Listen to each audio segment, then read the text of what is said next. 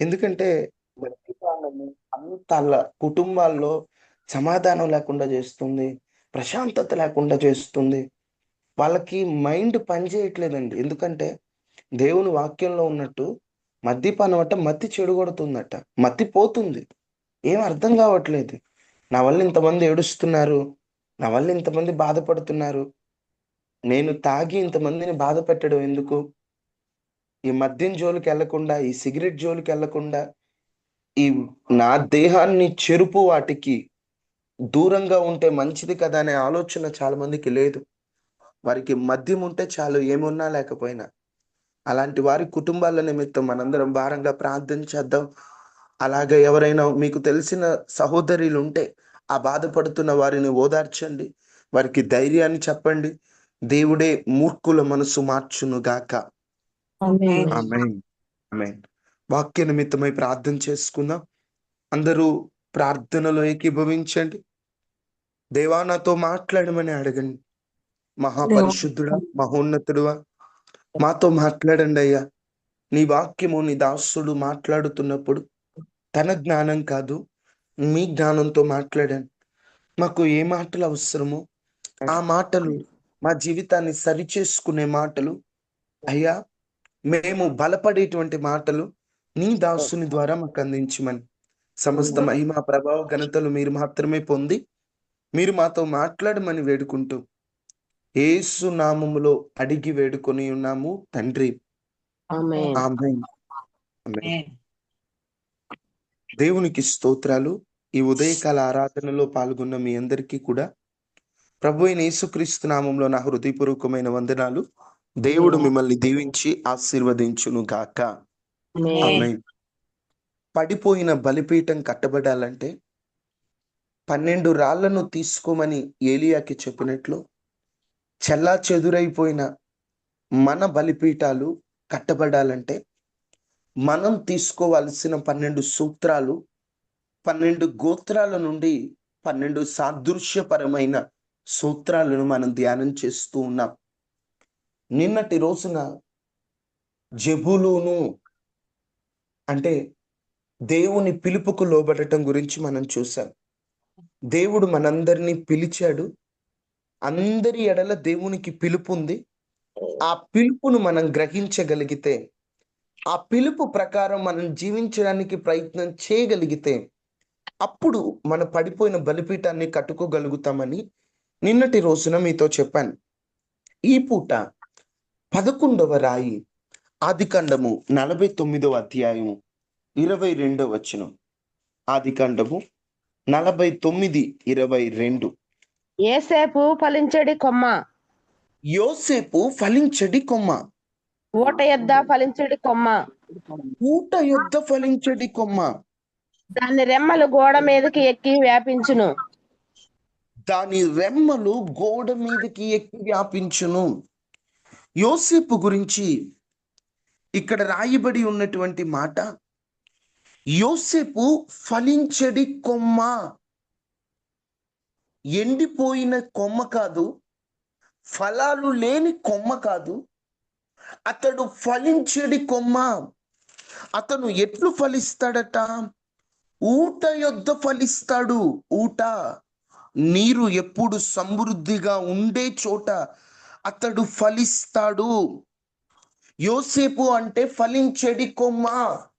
ఎవరైతే వారి ఆత్మీయ జీవితం అనే బలిపీఠం పడిపోయిందో, ప్రార్థన, వాక్య ధ్యానము, పరిశుద్ధత, మొదటి ప్రేమ, ఏ విషయములో మీ బలిపీఠములు పడిపోయినా, మీ బలిపీఠములు కట్టుకోవడానికి మీరు ఉపయోగించవలసిన 11వ సూత్రం ఫలించడం.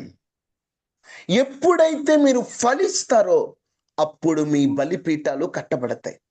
అయ్యా, యోసేపు ఫలించడి కొమ్మ అని చెప్పారు. మనము ఫలించాలి అని చెప్తున్నారు. ఫలాలు ఇవ్వాలి. అసలు ఫలించడం అంటే ఏంటి?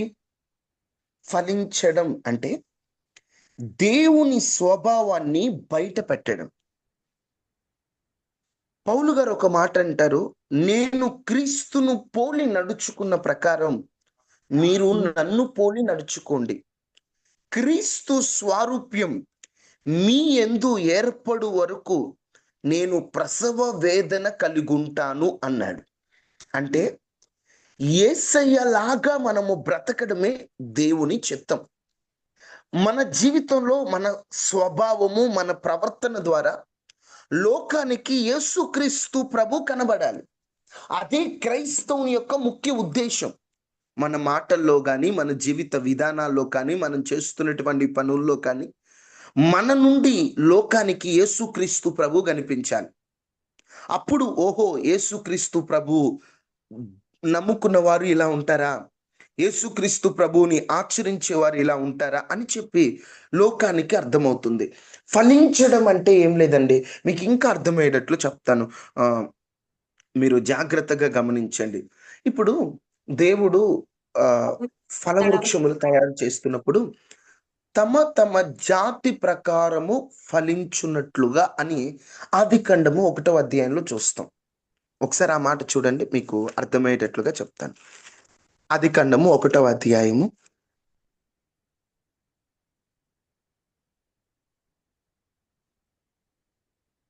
11వ వచనం. దేవుడు గడ్డిని, విత్తనములిచ్చు చెట్లను భూమి మీద తమ జాతి ప్రకారము తమలో విత్తనము ఫలవృక్షములను భూమి మొలిపించుగాకని పలుకగా ఆ ప్రకారం ఆయన. అంటే ఏ చెట్టు ఆ జాతి పండ్లు ఇవ్వమని దేవుడు వృక్షాలను సృష్టించాడు అని, అంటే దేవుడు నోటి మాటతో కలుగు చేశాడని ఇక్కడ రాయబడింది. అంటే మామిడి చెట్టు జాతి మామిడి పండ్లను ఇవ్వాలి, జామ పండు చెట్టు జాతి జామ పండ్లను ఇవ్వాలి. అంటే ఆ జాతి వృక్షాలన్నీ ఆ జాతి ఇవ్వాలి. ఇప్పుడు నీవు ఏ జాతి? నువ్వు క్రీస్తుకు చెందిన జాతి.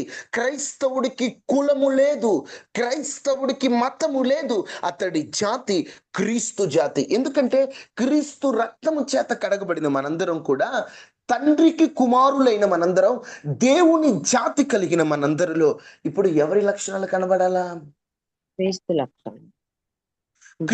లక్షణాలు కనపడాలి. అమ్మా, నీ పిల్లలకి నీ పోలికలు రావాలని కోరుకుంటాం, నీ పిల్లలు నీలా ఉండాలని కోరుకుంటాం. మీ పిల్లోడు ఊరికే కోప్పడుతున్నాడు అనుకో, అచ్చం వాళ్ళ నాన్న కోపమే, అచ్చం వాళ్ళ తాత బుద్ధి అంటాం. అంటే వాళ్ళ జాతి లక్షణాలు, వారి బుద్ధి లక్షణాలు ఎందుకు రావాలంటే వారి జాతి కాబట్టి. ఈ రోజున ఫలించడం అంటే ఏమి లేదండి, యేసుక్రీస్తులా బ్రతకడం. ఎందుకు యేసుక్రీస్తులా బ్రతకాలయ్యా అంటే, మనం యేసుక్రీస్తుకు చెందిన వారము. మీరు మీ సొత్తు కారు, మీరు విలువ పెట్టి కొనబడిన వారు. కాబట్టి ఫలించడం అంటే యేసుక్రీస్తుని మనం చూపించడమే. ఒక ప్రాంతానికి ఒక మిషనరీ సువార్త చెప్పడానికి వెళ్ళాడట. సువార్త చెప్పడానికి ఆ ప్రాంతానికి వెళ్ళినప్పుడు ఆయన యేసుక్రీస్తు గురించి చెబుతూ ఉన్నట్టు, యేసుక్రీస్తు ప్రేమ కలిగిన దేవుడు, ఆయన క్షమించే దేవుడు, ఆయన ఎన్ని దెబ్బలు సిలువలో కొట్టినా ఓర్చుకున్నవాడు మనందరి కొరకు అని ఆయన గురించి చెబుతున్నప్పుడు కొంతమంది పరిగెత్తుకుంటూ వచ్చి, మీరు చెప్పిన యేసయ్యను మేము చూసాం అన్నారట. అదేంటి యేసయ్యను చూడటం? మీరు ఎక్కడ చూశారు అంటే, ఒక చోటకి తీసుకెళ్లారు, ఒక సమాధిని చూపిస్తూ, ఇదిగో ఈ చనిపోయిన ఈయనలో చూసామన్నారట. చివరికి ఆయన ఎవరా అని తీరా పరిశీలిస్తే ఆయన ఒక క్రైస్తవుడు. అన్య ప్రాంతంలో సువార్త ప్రకటించడానికి వచ్చి సువార్త ప్రకటిస్తున్న క్రమములో యేసుక్రీస్తులా బ్రతుకుతున్నప్పుడు ఆయన్ను అన్యాయంగా చంపేశారట. ఆయన్ని చంపేసిన తర్వాత అర్థమైంది, ఇలాంటి వాళ్ళు కూడా ఉంటారా అని. అంటే వారికి క్రీస్తు తెలియదు, కానీ ఒక మనిషిలో క్రీస్తును వాళ్ళు చూడగలిగారు. ఈ రోజున క్రైస్తవులు మనం చెప్పుకుంటున్న మనం యేసు క్రీస్తుని లోకానికి చూపించకపోతే ఇక మనం ఫలించనట్లే.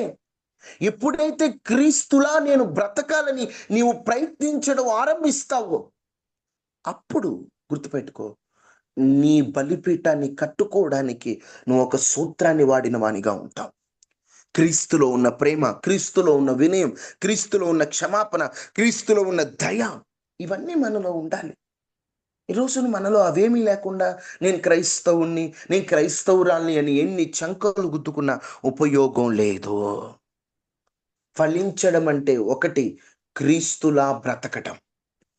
2, ఫలించడం అంటే ఇప్పుడు చెట్టు ఫలాలు ఉంటాయి.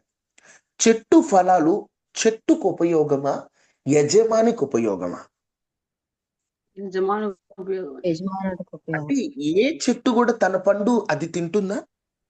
తినలో ఇతరులకు ఉపయోగపడుతుంది. నువ్వు ఫలించాలి అంటే నువ్వు దేవునికి ఉపయోగపడే వ్యక్తిగా ఉండాలి. అది ఫలించడం. ఈరోజు ఆ దేవునికి ఏమైనా ఉపయోగపడుతున్నావా? నీ వల్ల దేవునికి ఒక పైస ఉపయోగం ఉందా? అయ్యా, నా వల్ల నీ పని జరిగింది, నా వల్ల నీ కార్యం జరిగింది, నా వల్ల నీకు మహిమ కలిగింది, నా వల్ల ఇట్లా జరిగిందని నిన్ను బట్టి దేవునికి ఏదైనా మహిమ కలిగే విధంగా, ఉపయోగపడే విధంగా నువ్వేమైనా చేసావా? దేవునికి ఉపయోగపడాలండి మనం. దేవునికి ఉపయోగపడకపోతే మనం ఇంకా ఫలించనట్లే.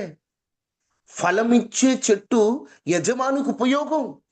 ఈరోజు నిన్ను కన్నవాడు కొన్నవానికి ఉపయోగపడాలి. నువ్వు ఒకటే, నీ చెదరిపోయిన బలిపీఠాన్ని కట్టుకోవాలి. అయ్యా, నన్ను వాడుకో యేసయ్యా, వాడిపోకముందే నన్ను వాడుకోయ్యా. నా శరీరంలో బలం తగ్గక మునిపే ఈ రోజున మోకాళ్ళ బలం ఉంది, ఈ రోజున ఏం చేయాలన్న శక్తి ఉంది. ఒకరోజు వస్తుంది, మోకాల్లో బలం సరిపోదు, శక్తి ఉండదు. అలాంటప్పుడు ఏం చేయాలన్నా కుదరదు. అన్నీ ఉన్నప్పుడే, వాడిపోకముందే వాడబడు.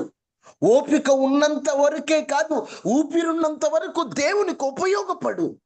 ఎవరైతే దేవునికి ఉపయోగపడాలనుకుంటారో వారి బలిపీఠాలు దేవుడే కడతాడు. ఈరోజు దేవునికి ఉపయోగపడాలనే ఆశ ఉండాలి. నన్ను వాడుకో అనే కోరిక ఉండాలి. ఈరోజు ఎప్పుడన్నా అడిగావా? వాడుకో అంటే సేవకుల్ని దేవుడు వాడుకోవడం కాదు. దేవుడు ఎవరినైనా వాడగలడు. ఎన్నోసార్లు మీతో చెప్తుంటాను, గాడిదని వాడాడు, కాకిని వాడాడు. బైబిల్లో లేదు కానీ ఒక సేవకుడు చరిత్రలో ఉంటది, ఈగను వాడాడు. ఈగ పక్కన మీటింగ్ పెట్టారట. మీటింగ్ పెడితే ఆ వాక్యాలు వినబడతాయని చెప్పి చెవుల్లో దూదులు పెట్టుకుని కూర్చున్నాడట. వీళ్ళు మామూలు కాదు, ఏదో ఒకటి చెప్పి మనుషుల్ని ఆకర్షించుకుంటారు, మత మార్పిడి చేస్తారు, మత మార్పిడి ముఠా ఇది అని ఏవేవో పిచ్చి పిచ్చి ఊహలు అన్ని ఊహించుకొని పక్కన మీటింగ్ ఎవరో పెట్టుకుంటే చెవుల్లో దూదులు పెట్టుకున్నాడట. వాక్యం వినకుండా దూదులు పెట్టుకుంటే ఒక ఈగ ముక్కు మీదకి వచ్చింది, ముక్కు మీదకి వచ్చిందట. ఈయన 2 చెవులలో దూదులు పెట్టుకుని ఏళ్ళు పెట్టుకున్నాడు వినకుండా.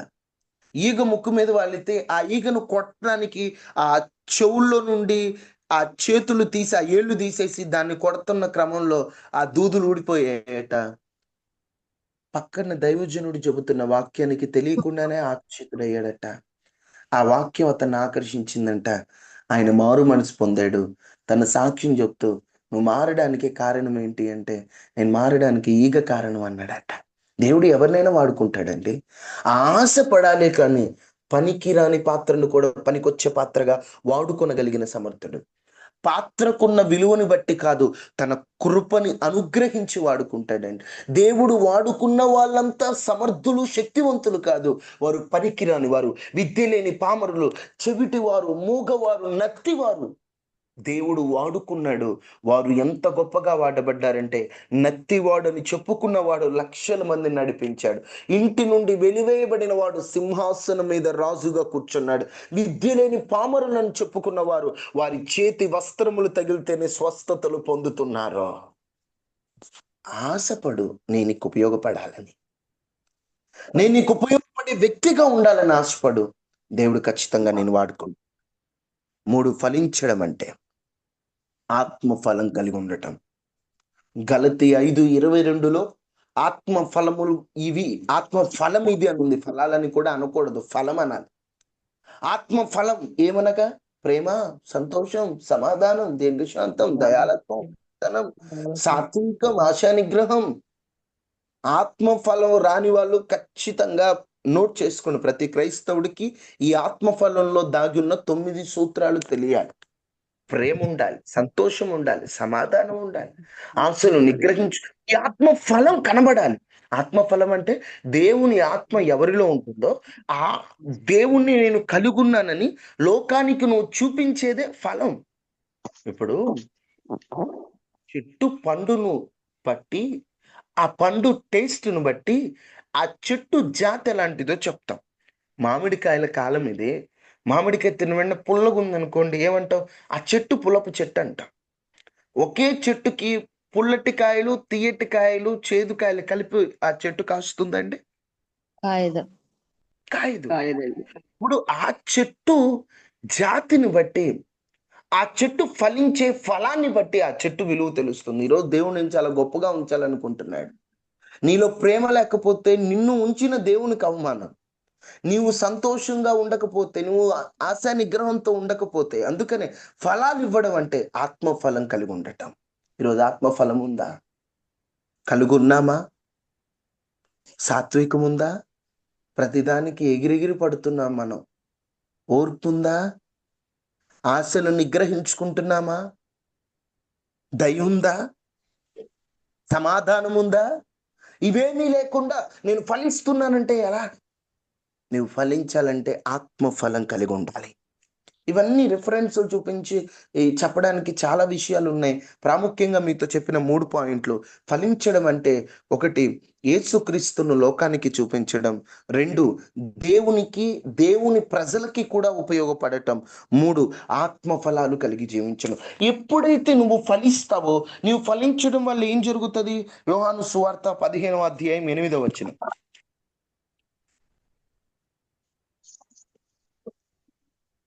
యోహాను సువార్త 15:8. మీరు బహుగా ఫలించుట వలన మీరు బహుగా ఫలించుట వలన నా తండ్రి మహిమపరచబడును. చూడండి, మనం బహుగా ఫలిస్తే తండ్రి ఏమవుతాడట? మహిమపరచబడతాడు. ఈరోజు మీరు ఇందువలన మీరు ఫలించడానికి నా శిష్యులగుదురు. అప్పుడు ఇందువలన మీరు నాకు ఇష్టలగదు. దేవుడు ఇష్టాన్ని సంపాదించుకోవాలన్నబ్బా, సర్వశక్తిమంతుడైన దేవుడు నిన్ను ఇష్టపడాలంటే నీవు ఫలించాలి. నువ్వు ఫలిస్తే దేవునికి మహిమ, నువ్వు ఫలిస్తే దేవునికి ఇష్టత. ఈరోజు ఈ ఫలం ఇవ్వడానికి నువ్వు సిద్ధంగా ఉన్నావా? ఫలించడానికి సిద్ధంగా ఉన్నావా? ఫలించాలనే ఆశ నీకుందా? అసలు నీలో ఫలం ఉందా? అసలు ఫలాలు కనబడుతున్నాయా? మార్కు సువార్త 11వ అధ్యాయంలో అంజూరపు చెట్టు దగ్గరికి వెళ్తాడు. అంజూరపు చెట్టు దగ్గరికి వెళ్ళి, అది అంజూరపు కాలం కాదు, కానీ కాలం కాకపోయినా అంజూరపు చెట్టు దగ్గరికి ఎందుకు వెళ్ళాడో తెలుసా? అంజూరపు చెట్టులో ఒక లక్షణం ఉంది. ఆకులుంటే కాయలు ఉంటాయి, ఆకులు లేకపోతే కాయలు ఉండవు. ఈ అంజూరపు చెట్టు దూరం నుండి చూస్తే ఆకులు కనబడ్డాయి. ఆహా, కాలము కాకపోయినా కాలములో కాయలు ఇస్తుందేమో. కొన్నిసార్లు ఈ ఫ్రూట్స్ ఉంటాయి కదండి, మీకు చెప్పాలంటే హైబ్రిడ్ చెట్లు కాలం కాని కాలంలో కూడా పండ్లు ఇస్తుంటాయి. బహుశా హైబ్రిడ్ అనుకున్నాడేమో ఆకులు ఉండేసరికే. దాంట్లో ఫలాలు కనబడతాయి. వాస్తవంగా దేవుడు ఏం తెలియనోడు కాదండి. దానివల్ల ఒక పాఠం చెప్పాలని ఆశపడ్డాడు, అందుకని దాని దగ్గరికి వెళ్ళాడు. దాని దగ్గరికి వెళ్తే ఆకులు ఉన్నాయి కానీ ఫలాలు లేవు. అప్పుడు దేవుడు ఆ చెట్టుని శపించినట్లుగా మనం చూస్తాం. ఈ రోజున దాని అర్థం ఏంటంటే, చాలా మందికి ఆకులు ఉన్నాయి. ఆకులు అంటే కనబడటం అయితే మంచి ఫలాలున్న క్రైస్తవుడిగా, మంచి ఆత్మీయత కలిగిన క్రైస్తవుడిగా కనపడుతున్నాడు. ఒకరోజు ఒక తమ్ముడు అంటాడు, అబ్బా మీ అమ్మ మంచి ప్రేయర్ఫుల్ రా, అలాంటి తల్లి కలుగుంటావు, నీ అదృష్టం. అంటే వాడంటాడు, ఒక్కరోజు మా ఇంటికి రా అన్న, లేదా ఒక్కరోజు మా ఇంట్లో జరిగేది నీ ఫోన్లో పెడతానన్నా, అప్పుడు తెలుస్తుంది మా అమ్మ ఎంత ప్రేయర్ఫుల్ అన్నాడు. ఏమిరా బాబు అలా మాట్లాడతావు? మీ అమ్మ అంత ఆత్మీయంగా ఉంటది కదా. మందిరంలో ఆత్మను పొందుకున్న వారు ఎవరంటే ముందు మీ అమ్మగారే కనపడతారు కదా. ఎందుకు అలా మాట్లాడుతున్నావు అంటే, ఏం చెప్పమంటావన్నా, మా నాన్న మీద గొడవకి మా అమ్మ ముందే ఉంటది. మమ్మల్ని ఎప్పుడు తిడతా ఉంటది. తప్పు చేసినా ఏం చేసినా మా అమ్మ ఎప్పుడు తిడుతూనే ఉంటుంది. మా ఇంట్లో సినిమాలు మా అమ్మే చూస్తుంది, సీరియల్ మా అమ్మే చూస్తుంది అని చెప్తున్నాడు. అంటే ఆకులు ఉన్నాయి కానీ లోపల ఫలం లేదు. ఈరోజు చాలా మంది కనబడటం అయితే, అబ్బా ఈ బ్రదర్ సూపర్, కానీ లోపల చూస్తే ఏముండదు అక్కడ. ఈరోజు నువ్వు అలా ఉన్నావేమో. ఫలం ఇప్పటికైనా ఫలించు, లేకపోతే దేవుడు చూచి ఆయన కొట్టకు మునిపే మన వేషధారణ జీవితాన్ని మార్చుకోవాలి. దేవుడు వేషధారులను క్షమించడని వాక్యం చెప్తుంది. అమ్మో, దేవుడు క్షమించని విధంగా మనం ఉండకూడదు. వేషధారణ బ్రతుకు మార్చుకుందాం, వేషధారణ జీవితాన్ని మార్చుకుందాం. వేషధారణ వద్దండి. వేషధారణ మనం జీవించామంటే మనం నష్టపోతామండి. అందుకనే వేషధారణ బ్రతుకు మనకు వద్దు. ఒక చోట అయితే ఆ చెట్టు ఫలాలు ఇవ్వట్లేదని లూకా సువార్తలో లూకా 13లో ఆ చెట్టును తీసేద్దాం అనుకుంటే ఏమన్నాడు? 1 సంవత్సరం టైం ఇద్దాం, 1 సంవత్సరం ఆ చెట్టు ఫలాలు ఇస్తుందేమో చూద్దాం, ఫలాలు ఇవ్వకపోతే తీసేద్దాం. అందుకని ఏం చేశాడు? ఎదురు చూచాడు, సమయం ఇచ్చాడు, ఎరువు వేశాడు, నీరు పెట్టాడు, ఇంకా చుట్టూ తవ్వాడు. కానీ ఫలం ఇచ్చిందా? లేదు. ఈరోజు నీవు కూడా ఫలం ఇస్తామని దేవుడు ఎదురు చూస్తున్నాడు. దేవునికి ఉపయోగపడతావేమో, దేవునిలా బ్రతుకుతావేమో, ఆత్మ ఫలము ఫలిస్తావేమోనని దేవుడు ఎదురు చూస్తున్నాడు. ఎదురు చూచిన నీకు సమయాన్ని ఇస్తున్నాడు. ఈరోజు నువ్వు బ్రతుకుతున్నావంటే నేనేంట్రా అని గొప్పోణ్ణి. అమ్మా, చనిపోయిన వారి కంటే బ్రతుకున్న మనం గొప్పవారిమని కాదు, చనిపోయిన వాళ్ళు చెడ్డవారిని కాదు అక్కడ.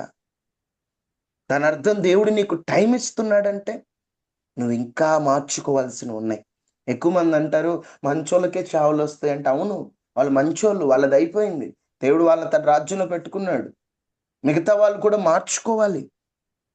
మార్చుకోవడానికి దేవుడు సమయాన్ని ఇస్తున్నాడు, ఎరువు వేస్తున్నాడు, వాక్యాన్ని ప్రకటింపజేస్తున్నాడు, నీరు పెడుతున్నాడు, తన ఆత్మనిస్తున్నాడు, ఇంకా లోతైన అనుభవాల్లో త్రవ్వుతున్నాడు. అయినా ఫలం లేదే. కొంతమంది లెగిస్తే ప్రార్థనకి వెళ్తారు, మంచిది, చాలా సంతోషం, కానీ వాళ్ళ జీవితాల్లో ఆ ప్రార్థన మహత్యం కనబడదే. అప్పుడు దేవుడు ఎంత బాధపడుతున్నాడు. దేవుని నువ్వే అడిగో, ప్రభు నాకు సమయం నేను మార్చుకుంటానని. కానీ ఏం మార్చుకున్నావు? నీ ఆత్మీయ బలిపీఠాన్ని కట్టుకోవడానికి దేవుడు సమయాన్ని ఇస్తూ ఫలించమంటున్నాడు, నీకు అవకాశం ఇస్తున్నాడు. నువ్వు అవకాశాన్ని దుర్వినియోగం చేసుకుంటున్నావేమో. ఇప్పుడు ప్రాముఖ్యమైన అంశంలోకి వచ్చాం. ఫలించడం అంటే ఏంటో చూసాం, ఫలాలు మనలో ఉన్నాయో లేదో పరీక్షించుకున్నాం. మనము ఫలించాలని చెప్పి ఎవరు ఫలిస్తారో వారిని దేవుడు వారి బలిపీఠాన్ని కట్టుకుని కృపనిస్తానన్నాడు. యోసేపు ఫలించని కొమ్మగా ఉన్నాడు. మనము ఫలించాలంటే దేవుడు చేసేటువంటి 4 ప్రాముఖ్యమైన పనులు ఉన్నాయి.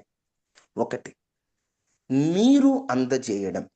అమ్మా, ఒక చెట్టులాగా మనల్ని పోల్చుకుంటూ మనం ఈరోజు వర్తమానాన్ని ఆలకిందాం. నీరు అందజేయటం. 2, వేర్లు నీ లోపలికి వెళ్ళునట్లు నాటడం. సరే, మీకు క్రమపరంగా చెప్పాలంటే ముందు నాటడం. వేర్లు లోపలికి వెళ్ళి, ఇప్పుడు చెట్టు నాటేటప్పుడు పైన నాటుతారా? కొంచెం లోపలికి నాటుతారు కదా, నాటటం. తరువాత నీరు అందజేయటం. తర్వాత ఏం చేస్తారు? నీరు అందజేసి కొంచెం చెట్టు పెరుగుతున్నప్పుడు కలుపు మొక్కలను, పనికిరాని తీగలను కట్ చేస్తారు. అవునా? పనికిరాని తీగలను తీసేస్తారు. తర్వాత ఏం చేస్తారు? ఇప్పుడు ఎంత చూసినా పెద్ద పెద్ద చెట్లు సరైన ఫలాలు ఇవ్వకపోతే అంటు కడతారు. ఈ 4 అనుభవాలు చెప్పండి. 1, నాటడం, నీరు పెట్టడం, పనికిరాని వాటిని తీసేయటం, అంటు కట్టడం. ఇంకా మీకు ఒక మాటలో చెప్పాల, నాటడం, అందించడం, తీసేయడం, అంటు కట్టడం. 4 అనుభవాలు. ఒక చెట్టు ఫలించాలంటే ఈ 4 అవసరమా కాదా? అవసరమే. ఇప్పుడు నీవు ఫలించాలని, నీలో క్రీస్తు స్వభావం కనబడాలని, ఆత్మఫలం కనబడాలని దేవుడు నీకు చేస్తున్నటువంటి కొన్ని పనుల్లో నీరు అందించడం గురించి కొన్ని మాటలు మీతో చెప్తాను. సమయాన్ని బట్టి మిగతావి చెప్తాను. నీరు అందించడం. దేవుడు ఏం చేస్తున్నాడట? నీరు అందిస్తున్నాడు. ఎలా నీరు అందిస్తున్నాడు అంటే, ఇప్పుడు నువ్వే ఒక చెట్టువి, నీవే ఫలించాలి. దేవుడు నీటిని ఒక 6 రకాలుగా అందిస్తాడండి మనకి. అంటే మనము ఫలించాలని దేవుడు చేసే ప్రయత్నాన్ని ఒక చెట్టుతో పోలుస్తూ మీతో చెప్పే ప్రయత్నం చేస్తున్నాను. వాటిలో మొదటిది కీర్తనలు 1వ కీర్తన 3వ చరణం. 1వ కీర్తన 3వ నీటి చరణం. కాలువల యొరను నాటబడినదై, నీటి కాలువల యోరను నాటబడినదై నాటబడినది. ఆకు వాడక తన కాలమందు ఫలమిచ్చు చెట్టు వలె ఉండును. ఆకు వాడక తన కాలమందు ఫలమిచ్చు చెట్టు వలె ఉండును. చెట్టు వలె నుండును. ఇక్కడ మీరు ఇంకొకటి గమనిస్తే సఫల మగును. చాలమ్మా, అతడు నీటి కాలువల యోరను నాటబడినవాడు. అంటే దేవుడు నీవు ఫలించాలని నీకు నీటిని నీటి కాలువల నుండి అందిస్తాడు. ఎక్కడ నుండి అందిస్తాడు? కాలువల నుండి అందిస్తాడు. కాలువల ద్వారా అందించడం అంటే, అమ్మ, మీలో చాలా మంది రైతులు ఉన్నారు. కాలువల్లో నీరు నిలిచిపోతుందా, ప్రవహిస్తుందా? ప్రవహిస్తుంది. ఎప్పుడు ప్రవహిస్తూనే ఉంటుంది. ఒక్కొక్కసారి డ్యాములు ఆగినప్పుడు కాలువలు ఎండిపోతాయి. ఎందుకంటే అక్కడ నుండి నీరు అనుదినం ప్రవహిస్తూనే ఉండాలి. అవునా? అంటే ఈ చెట్టు ఫలించడానికి, మీరు చాలా మంది రైతులు ఉన్నారు కదా, మీరు మీ పంట ఫలించడానికి కాలువల్లో నుంచి నీరు మీ చేలకు అందజేస్తారు. నీరు పెట్టడం అంటారు. ఆ నీరు పెడుతున్నప్పుడు ఏం చేస్తుంటారమ్మా, కాలువల్లో ఉన్న నీళ్లను పొలాల్లోకి మళ్ళిస్తూ ఉంటారు. అవునా కదా? అవును. ఇప్పుడు మీరు ఒక పంట వేసినప్పుడు ఎప్పుడో మొదట్లో ఒకసారి నీళ్ళు అందజేసి ఆగుతారా? లేకపోతే చేతికి ఫలం ఇచ్చేంత వరకు నీరు పెడతా ఉంటారా? చేతికి ఫలం వచ్చే వరకు నీళ్ళు పెడతా ఉంటాం. ఫలం ఇచ్చేంత వరకు నీటి కాలువలను పంపిస్తూ ఉంటారు. దాని అర్థం ఏంటో తెలుసా? నీవు ఫలం ఇచ్చేటట్లుగా అనుదినం దేవుడు నీ యొద్దకు పంపిస్తున్నది ఏంటో తెలుసా? దేవుని వాక్యాన్ని. నువ్వు ఫలించాలని దేవుడు ఫ్రెష్గా ప్రతిరోజు ప్రవహింపజేస్తున్నాడు. వాక్యాన్ని ఫ్రెష్గా ప్రతిరోజు నీ దగ్గరికి నీరని వాక్యం వస్తుంది నువ్వు ఫలించడానికి.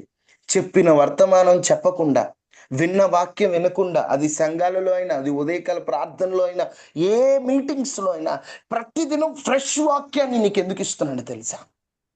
నీవు అనుదినం ఫలించాలి. నువ్వు ఎండిపోకూడదు. అమ్మా, చెట్టుకి గనక లేదా పంటకి సరైన నీరు అందకపోతే ఏమైపోద్దమ్మా? ఆకులు, ఆ మొక్క ఎండిపోవటం ఆకుల నుండి ప్రారంభమవుతుంది.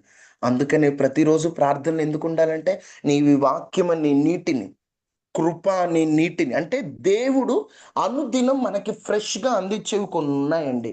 ఒకటి వాక్యము. దేవుడు రోజు మాట్లాడుతుంటాడు, క్రొత్తగా మాట్లాడుతుంటాడు. రెండు, కృప. అనుదినం కృపను పొందుకోవాలి. మీరు ప్రతిరోజు ఉదయకాల ప్రార్థనలో పాల్గొన్నప్పుడు అడగాలి, ఈ దినం కృప నాకు అందించు, ఈ దినానికి అవసరమైన కృప నాకు ఇవ్వు, ఈ రోజుకి నాకు ఎంత కృప అవసరమో అంత కృపను నాకు ఇవ్వయ్యా అని కృపని అనుదినం నూతనంగా పొందుకోవాలి. వాక్యాన్ని అనుదినం నూతనంగా పొందుకోవాలి. ఆత్మీయ సహవాసాన్ని పొందుకోవాలి. వీటిని ఫ్రెష్గా పొందుకోవాలి. నేను నిన్న ఆత్మీయ సహవాసం కలిగి ఉన్నాను కదా, ఈరోజు కలిగి ఉండకపోతే ఏమైందిలే అనుకోవడానికి లేదు. ప్రతిరోజు కలిగి ఉండాలి.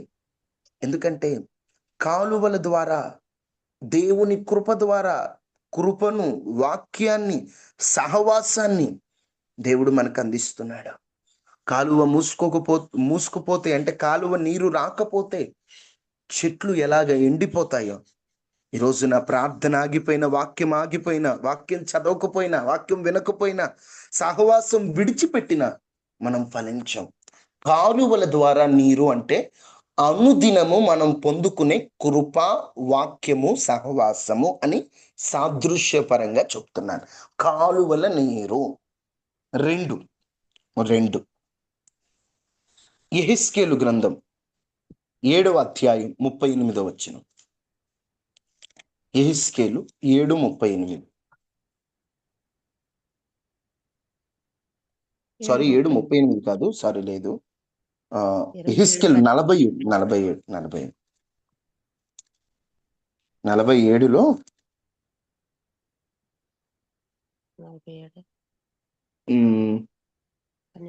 9వ వచనం. వడిగా పారు ఈ నది వచ్చు చోటునెల్లా జలచరములన్నీ బ్రతుకును. ఈ నీళ్లు అక్కడికి వచ్చుట వలన ఆ నీరు మంచి నీళ్ళగును గనుక చేపలు బహు విస్తారములగును. ఈ నది ఎక్కడికి పారును అక్కడ సమస్తము బ్రతుకును. ఇక్కడ ఒక నది గురించి మాట్లాడతారండి. నది ఎక్కడ నుండి బయలుదేరిందట? దేవుని మందిరములో నుండి బయలుదేరినది. ఏ నది? దేవుని మందిరంలో నుండి ఒక నది బయలుదేరిందట. ఆ బయలుదేరిన నది ప్రవహిస్తూ ఆ నది వచ్చు చోట జలచరములన్నీ బ్రతుకుతాయట.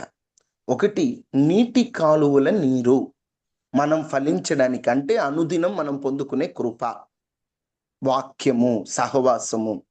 రెండు, నదుల నీరు.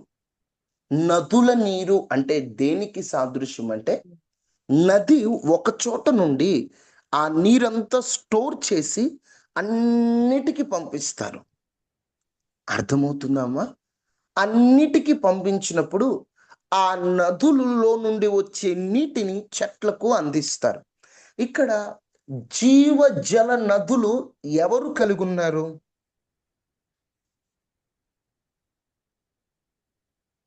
జీవ జల నది అనే మాట మన వాక్యంలో చూస్తాం కదా. నా మాటలు అర్థమవుతున్నాయమ్మా?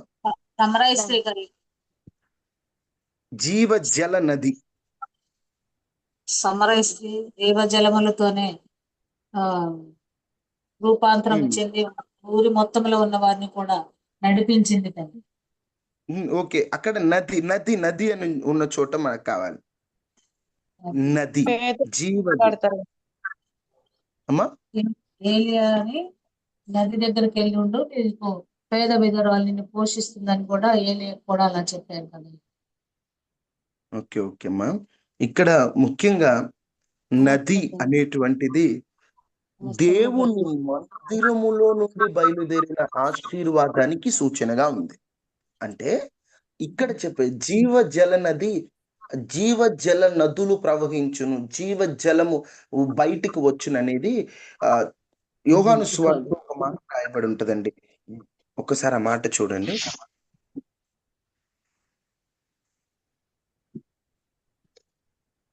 ఒక్కసారి ఒక మాటను చూద్దాం. క్రైస్తలాడు యోహాను సువార్త 7:35-38.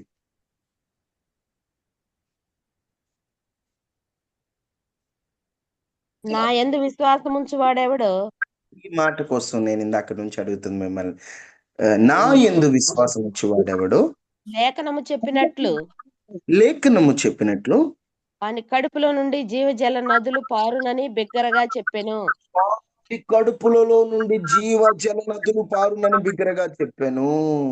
అమ్మ, కడుపులో నుండి జీవజల నదులు పారటం అంటే నా మాటలు అర్థమవుతున్నాయి? కడుపులో నుండి జీవజల నదులు పారడం అంటే దేవుని వాక్యము వారి హృదయంలో నుండి ఇతరులకు పంచి అంటే తెలియచెప్పడమే జీవజలము, అంటే వాక్యంలో అభివృద్ధి చెందడం. అంతేనమ్మా. ఇక్కడ రాయబడినటువంటి మాటను మనం జాగ్రత్తగా గమనిస్తే, ఎవరైతే ఫలించాలని ఆశపడతారో వారిని దేవాతి దేవుడే, ఆయన జీవ జలమై ఉన్నాడు. వాస్తవంగా యెహెజ్కేలులో మనం చూసినట్లు దేవుని మందిరంలో నుండి ఒక నది బయలుదేరింది. ఆ నది బయలుదేరి ఎంతో మందిని బ్రతికించింది. వాస్తవంగా మనం గమనిస్తే పరలోక పట్టణము నుండి యేసుక్రీస్తు ప్రభు భూమి మీదకు వచ్చి ఆయన ఎక్కడ అడుగు పెడితే అక్కడ జీవం కలిగింది, మనుషులు బ్రతికారు. యేసుక్రీస్తు ప్రభు మాట్లాడుతూ, నా యందు విశ్వాసం ఉంచువాడి కడుపులో నుండి జీవల జల నదులు బయలుదేరతాయి అన్నాడు. అంటే ఎవరైతే యేసుక్రీస్తును విశ్వసిస్తారో, ఎవరైతే యేసుక్రీస్తును నమ్ముతారో, ఆ నమ్మిన వారిలో నుండి దేవుడు జీవ జల నదులను బయట పెడుతున్నాడు. అంటే దాని అర్థం ఏంటో తెలుసా? ఆయన జీవ జలమై ఉన్నవాడు నీలో తనను పెట్టి, అంటే ఒక మాటలో చెప్పాలంటే దేవునిలో ఉన్న జీవం నీలో దేవుడు ఉంచుతున్నాడు. అంటే వాస్తవంగా మీకు ఇంకా అర్థమయ్యేటట్లు చెప్తాను. అతిక్రమ క్రియల చేత, పాప క్రియల చేత మునుపు మనము చచ్చిన వారమై ఉండగా క్రీస్తు మనలను తనతో కూడా బ్రతికించెను అని వాక్యం చెప్తుంది. అంటే పాపపు క్రియల చేత మనం ఏ స్థితిలో ఉన్నాం? చచ్చిన స్థితిలో ఉన్నాం. ఇప్పుడు దేవుడు నదులను పంపించాడు. అంటే ఎండిపోయిన మొక్కకు నీరు చేరినప్పుడు ఆ మొక్కలో జీవం ఎలా వస్తుందో, నీలో నాలో దేవుని వాక్యం ద్వారా దేవుడు మనలో ఉండి మనకొక జీవాన్ని ఇచ్చాడు. ఇప్పుడు మీకు అర్థమవుతుందా? నది అంటే జీవము. కాలువలు అంటే అనుదినం పొందుకునే కృప. నది అంటే జీవం. దేవుడు మనకి జీవాన్ని ఇచ్చాడా లేదా ఇచ్చాడు. అమ్మా? మన ఆత్మ బ్రతుకుంది కదా. ఒకవేళ యేసుక్రీస్తు నమ్ముకోకపోతే మన ఆత్మ చచ్చేది ఎప్పుడు. మన ఆత్మ బ్రతుకుందంటే ఈ జీవాన్ని దేవాతి దేవుడు అనుగ్రహించాడు. ఇప్పుడు అర్థమైందా మీకు? నదులు అంటే జీవం. నువ్వు ఫలించాలని నీలో జీవాన్ని పెట్టాడు. నువ్వు ఎండిపోయే చెట్టుగా కాదు. నీవు ఒక మాటలో చెప్పాలంటే నువ్వు వాడబడే చెట్టువు కాదు, నువ్వు ఎండిపోయే చెట్టువు కాదు. యేసు క్రీస్తులో ఉన్న జీవం నీ కడుపులో నుండి బయటకు వస్తుంది. ఆ జీవం లోకం చూడబోతుంది. ఎందుకంటే నీలో జీవాన్ని పెట్టాడు. నువ్వు ఇంకా చచ్చిన స్థితిలో ఉండటానికి, పడిపోయిన స్థితిలో ఉండటానికి, చెదిరిపోయిన స్థితిలో ఉండటానికి, దారి తప్పిపోయిన స్థితిలో ఉండటానికి లేదు. నదులు పంపిస్తున్నాడు, నిన్ను ఫలించాలని కోరుకుంటున్నాడు. 2, 3 త్వరగా చూద్దాం, టైం లేదు. ఇర్మియా 2వ అధ్యాయం 13వ వచనం. ఒక చెట్టు ఫలించటానికి చేసే పని. 2:13 మనం ఎక్కువగా ఈ మధ్య చదువుకున్న మాట. జీవజల ఊటైన నన్ను విడిచిపెట్టి నా జనులు 2 నేరములు చేసి ఉన్నారు. ఇర్మియా 2:13. జీవజలముల ఊటనైన నన్ను నేరములు చేసి ఉన్నారు. జీవజలముల ఊటయైన నన్ను విడిచి ఉన్నారు. జీవజలముల ఊటైన నన్ను విడిచి ఉన్నారు అంటే దేవుడు ఇక్కడ వారిని ఎట్లా పోషిస్తున్నాడంటే, దేవుడు తనని తాను నీటి ఊటగా భావించి, వాళ్ళని నీటి ఊటగా భావించి జీవజల నది ఊటైన, ఊట అంటే ఎప్పుడు నీరు ఉబ్బుకుతూనే ఉంటాయి, అక్కడ నీరు అయిపోదు. ఊట. ఇప్పుడు వీళ్ళతో దేవుడు అంటున్నాడు, జీవజల ఊటైన నన్ను విడిచిపెట్టి ఊటలో ఉన్న నీళ్లు పక్కన పెట్టి తొట్లను సిద్ధపరుచుకుంటున్నారు అని దేవుడు బాధపడుతున్నాడు. దాని అర్థం ఏంటంటే, మనం ఫలించడానికి దేవుడు ఊటై ఉన్నాడు. అంటే ఎవరు ఫలిస్తారంటే, ఇప్పుడు మనం ఫలించాలి, మనం ఫలించలేకపోతున్నామని దేవుడు ఊటను పంపిస్తున్నాడు. ఊట అంటే ఏంటో తెలుసా? దేవునితో సహవాసం. చాలా మంది ఏం చేస్తున్నారంటే, ఫలించాలని ఆశ ఉంది, కానీ వాళ్ళకి దేవునితో సహవాసం లేదు. దేవునితో సహవాసం ఉంటే నువ్వు ఫలిస్తావు. నీటి ఊట ద్వారా దేవుడు నీరు అందించడం అంటే, మనం ఎక్కువ ఎవరితో సహవాసం చేస్తే వాళ్ళలాగా మారిపోతాం. అందుకే దుష్ట సాంగత్యం మంచి నడవడికను చెరుపును అని ఉంటుంది. అంటే మనం దేవుడితో సహవాసం చేస్తే మన నడవడిక బాగుపడుతుంది. నువ్వు దేవునితో సహవాసం చేయాలంటే, దేవుని సహవాసాన్ని నువ్వు కోరుకోవాలంటే, గుర్తుపెట్టుకోమా తల్లి, దేవుని సహవాసాన్ని నీలో ఉంచుకోవాలంటే నువ్వు చేయవలసిన పని ఏంటో తెలుసా? దేవునితో నీటి ఊట ఎలా అయితే నీటి ఊటతో మీరు సహవాసం చేయట్లేదు అన్నట్టు, ఈరోజు నీవు నీటి ఊటతో సహవాసం చేస్తే నువ్వు ఫలించగలుగుతావు. 3 దేవుడు మనకి నీటిని ఎలా అందిస్తున్నాడు అంటే, మనం ఫలించడానికి దేవుడు ఊటల ద్వారా అందిస్తున్నాడు. టైం అయిపోతుంది, త్వరగా చెప్తున్నాను. 4వది యెషయా 55:10. యెషయా 55:10 వర్షం ద్వారా దేవుడు ఇస్తున్నాడు. వర్షము అంటే దేవుని అనుగ్రహం, ఆశీర్వాదానికి సాదృశ్యంగా కనిపిస్తుంది. ఆకాశం నుండి వర్షం పడి చెట్టు ఫలించడానికి వర్షం ఎంత ఉపయోగపడుతుందో, నీవు నేను ఫలించాలని దేవుడు ఆశీర్వాదం ఇస్తున్నాడు. మనం ఈరోజు ఆశీర్వాదాన్ని పొందుకొని ఫలం ఇవ్వట్ల, దేవుడు ఇచ్చే వాటిని తీసుకుంటున్నాం, కానీ దేవుడు కోరుకున్న స్థాయికి మనం రావట్ల. దేవుడు నీకు ఉద్యోగాన్ని ఇచ్చింది నువ్వు ఫలించాలని, దేవుడు నీకు డబ్బునిచ్చింది నువ్వు ఫలించాలని. ఈరోజు ఫలాలు పక్కన పెట్టేసి దేవుడు ఇచ్చింది మాత్రమే తీసుకోవద్దు. యెషయా 55:10 ప్రకారం దేవుని అనుగ్రహం అనే ఈ వర్ష ఆశీర్వాదాన్ని మనం పొందుకున్నప్పుడు మీరు గుర్తుపెట్టుకోండి, మనం ఫలించాలి. 4 వర్షం ఆశీర్వాదానికి, దేవుని అనుగ్రహానికి సాదృశ్యం. దేవుడు అనుగ్రహించేది, దేవుడు కాపాడేది, జ్ఞాపకం చేసుకునేది నువ్వు ఫలించాలని. 5 హోషేయ 14:15 మంచు కూడా చెట్టుకు బలమట. మంచు ద్వారా వచ్చే నీటి ద్వారా చెట్టుకు బలం అందుతుందట. మంచు అంటే దేనికి సాదృశ్యం అంటే, పరిశుద్ధతకు సాదృశ్యంగా ఉంటుంది. దేవుడు పరిశుద్ధాత్మను నీలో ఉంచి పరిశుద్ధత నీలో పెట్టాడు. ఎందుకు పెట్టాడో తెలుసా? నువ్వు ఫలించాలని దేవుడు మంచును పంపించాడు. తర్వాత 6 బావులు. ఇప్పుడంటే మనకి మిగతావన్నీ ఉన్నాయి కానీ ఒకప్పటి కాలంలో చెట్టు ఫలించాలంటే బావులు వాడుకునేవారు. బావులు ఆదికాండం 26వ అధ్యాయంలో అబ్రహాము తవ్విన బావులను ఇస్సాకు పూడ్చినప్పుడు ఇస్సాకు మరలా తవ్విస్తాడు. అంటే నీవు ఫలించాలని దేవుడు ఇస్సాకు అంటే యేసుక్రీస్తు ప్రభుకు సాదృశ్యంగా ఉంది. ఇక్కడ యేసుక్రీస్తు ప్రభు నువ్వు ఫలించాలని ఆయన తవ్వుతున్నాడు. లోతైన అనుభవాలు, లోతైన పాఠాలు నీకు చెప్పాలని ఆశపడుతున్నాడు. ఈ లోతైన అనుభవాలు ఎందుకంటే నువ్వు ఫలించాలని. ఈ 6 విషయాలు మీకు అర్థమయ్యాయని ఆశపడుతున్నాను. ఫలించే చెట్టుగా నువ్వు ఫలించాలంటే దేవుడు నీటిని అందజేస్తున్నాడు. అంటే సాదృశ్యపరంగా చెప్పాను చెట్టును ఉద్దేశించి. ఒక చెట్టు ఫలించాలంటే మొదట కాలువల నీరు పెడతారు. కాలువని నీరు అంటే అనుదిన కృప, అనుదిన వాక్య సహవాసానికి సాదృశ్యంగా. 2 నది అంటే యేసయ్యలో ఉన్న జీవాన్ని మనలో ఉంచాడు మనం ఫలించాలని. నీటి ఊట అంటే యేసయ్యతో సహవాసాన్ని మనతో ఉంచాడు, మనము దేవునితో సహవాసం కలిగిన వారమై ఉన్నాం. 4 వర్షం అంటే ఆశీర్వాదాన్ని, అనుగ్రహాన్ని ఇచ్చాడు. 5 మంచు అంటే పరిశుద్ధాత్మను, పరిశుద్ధతనిచ్చాడు. 6 బావులంటే లోతైన అనుభవాలు. నీకు లోతైన విషయాలు దేవుడు ఎందుకు తెలియజేస్తున్నాడో తెలుసా? నువ్వు ఫలించాలని. ఇప్పటికైనా నువ్వు ఫలిస్తున్నావా? మిగతావి రేపు చెప్తాను. అయ్యా నేను ఫలించలేకపోతున్నాను, నిజమే, నాకు అనుదిన కృపను పంపిస్తున్నావు, అనుదిన వాక్యాన్ని పంపిస్తున్నావు అయ్యా, పరిశుద్ధత నాలో ఉంచావు, నన్ను లోతుగా తీసుకెళ్లాలని బావులు తవ్విస్తున్నావు. కానీ నేను ఆ అనుభవంలోకి ఇంకా రాలేదయ్యా, నేను ఆ అనుభవంలో ఇంకా లేనయ్యా, నేను చెదిరిపోయిన స్థితిలో, పడిపోయిన స్థితిలో ఉన్నానయ్యా, నన్ను జ్ఞాపకం చేసుకోండి ప్రభువా అని ప్రతి ఒక్కరు కూడా నన్ను ఫలించే చెట్టుగా మార్చండి అయ్యా, నేను ఫలం ఇవ్వాలయ్యా. నిజమే, ఇదిగో ఒక చెట్టు ఫలించాలని రైతు నీటిని అందించడానికి ఎన్ని ప్రయత్నాలు చేస్తాడో, మేము ఫలించాలని నువ్వు అన్ని ప్రయత్నాలు చేసావయ్యా. మేము వాటిని గ్రహించని మూర్ఖుల్లాగా, మేము వాటిని గ్రహించని కఠినాత్ముల్లాగా, మేము వాటిని గ్రహించిన వారిగా మేము ఉండిపోయామయ్యా. మేము ఫలించాలని అందరూ మీట్లో నుండి తీసి ప్రార్థన చేస్తారా?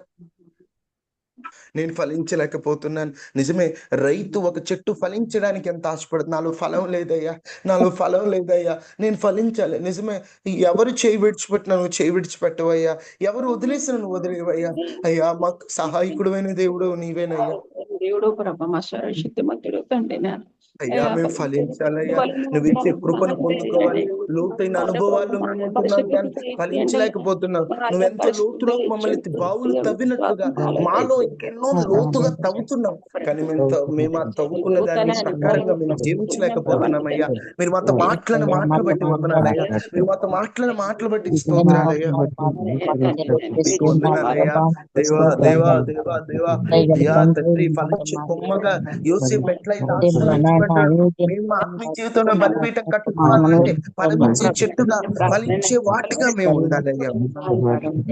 ఈ రోజు మాలో ఫలాలు లేవు, వెతికి చూస్తుంటే మేము ఫలం ఇవ్వని చెట్టు వలె ఉన్నామయ్యా. మమ్మల్ని క్షమించమని. మాలో మాదిరి తీపిచ్చిలో ఫలాలు లేని అంజూరపు మాదిరిగా మేము ఉంటున్నామయ్యా. ఆకులున్నాయి కానీ ఫలము లేదయ్యా, ఆకులున్నాయి కానీ ఫలం లేదయ్యా. మాలో ఫలం కనబడాలయ్యా, మాలో ఫలం కనబడాలయ్యా. ఫలం లేకపోతే ఫలం లేకపోతే క్షమించయ్యా, ఫలము లేకపోతే అయ్యా ఫలం మాకు కావాలి ప్రభు.